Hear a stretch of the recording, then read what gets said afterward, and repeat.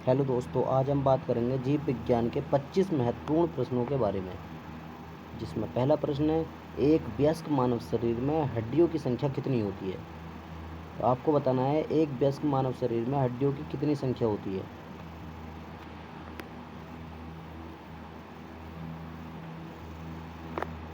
तो एक वयस्क मानव शरीर में हड्डियों की संख्या होती है 206। अगला प्रश्न बताना है आपको, नवजात शिशु में हड्डियों की संख्या कितनी होती है।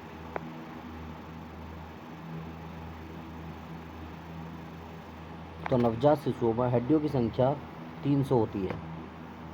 अगला प्रश्न आपको बताना है, मनुष्य की खोपड़ी में कितनी हड्डियां होती हैं, या मनुष्य की खोपड़ी में कितनी अस्थियां होती हैं। तो मनुष्य की खोपड़ी में 8 अस्थियां होती हैं। अगला प्रश्न है, मनुष्य के शरीर में कितनी जोड़ी पसलियां पाई जाती हैं।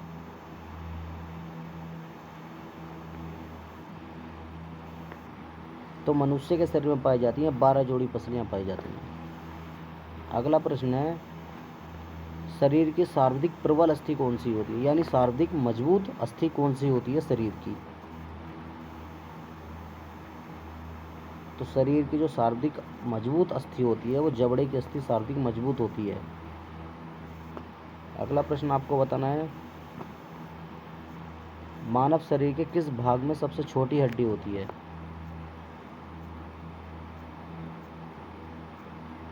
तो मानव शरीर के कान के भाग में सबसे छोटी हड्डी होती है, जिसको हम स्टेपीज भी बोलते हैं।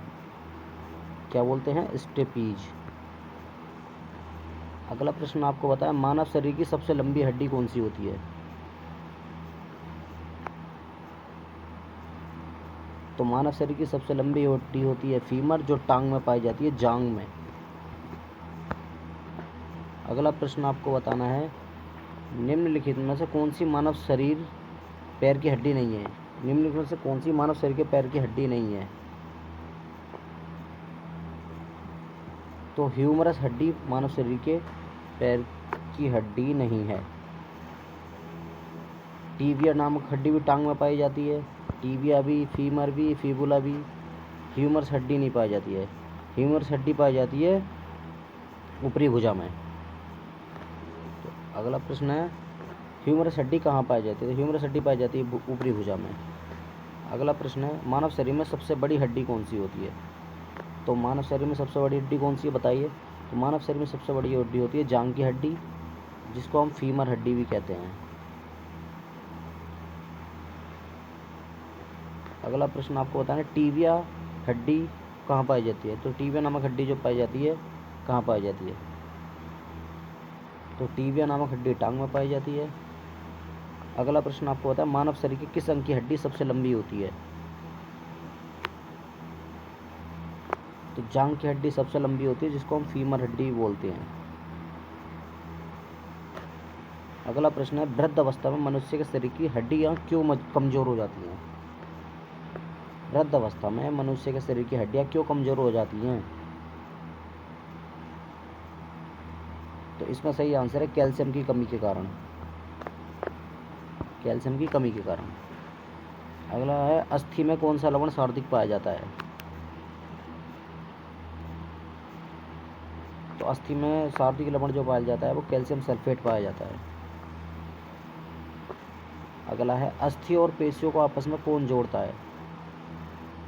तो अस्थि और पेशियों को आपस में जो जोड़ता है वो टेंडन जोड़ता है। अगला है, मनुष्य के जीवन काल में कितने दांत 2 बार विकसित होते हैं। तो मनुष्य के जीवन काल में 20 दांत जो होते हैं वो 2 बार विकसित होते हैं। अगला प्रश्न है, मानव शरीर के पाचन का अधिकांश भाग किस में संपन्न होता है। तो मानव शरीर का सबसे अधिकांश भाग पाचन होता है छोटी आंत में। अगला प्रश्न है, मनुष्य के पाचन कहाँ से शुरू होता है। मनुष्य के पाचन कहाँ से शुरू होता है। तो मनुष्य में जो पाचन शुरू होता है वो मुख से शुरू होता है, तो छोटी आंत में संपन्न हो जाता है।